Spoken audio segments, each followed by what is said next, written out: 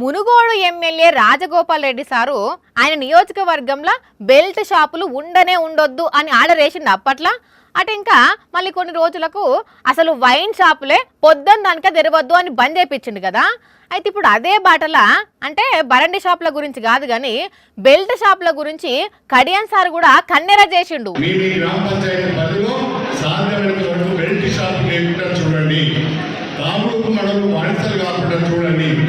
సర్పంచులు ఎవరైనా belt shop నడిపినట్టుగా నాకు తెలిస్తే మీ సర్పంచ్ పదవి రద్దు చేపిస్తారని చెప్తున్నారని ఈ సందర్భంగా సవినయంగా తెలియజేస్తున్నాను. ఇన్న రానుల్లా తండాలల్లా ఊర్లల్లా బెల్ట్ షాపులు ఉండకుండా చూడాలి సర్పంచులు అని చెప్పుకుంటేనే ఒకవేళ ఎవరన్నా సర్పంచులు గిట్లా బెల్ట్ షాపులు నడిపిస్తే అలా నా పదవిలకెంచే దించి పడేపిస్తా అని వార్నింగ్ ఇచ్చిండు. అంతే కదా మరి, ఊరిని బాగు చేయాల్సిన బాధ్యత ఉంటుంది సర్పంచుల మీద.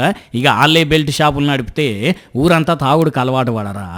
అందుకే కడియం సారు ఖతర్నాక్ వార్నింగ్ ఇచ్చిండు. అంతేకాదు ఇంకో కండిషన్ కూడా పెట్టిండు.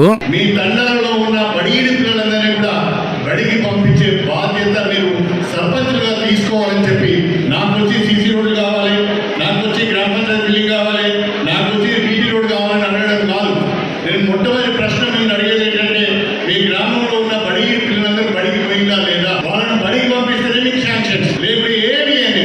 షెబ్బాస్ సార్, పిల్లలందరినీ చదివించే బాధ్యతను సర్పంచులే తీసుకుంటే ఊర్లో పిల్లలంతా ఖచ్చితంగా చదువుకుంటారు, అక్షరాస్యత శాతం కూడా బగ్గా పెరుగుతుంది. ఇక చదువుకోని వాళ్ళే వాళ్ళు ఉండరు. మీరు అన్నట్టు అట్లా చేసిన సర్పంచులకే నిధులు ఇచ్చేటట్టు చెయ్యండి సారు.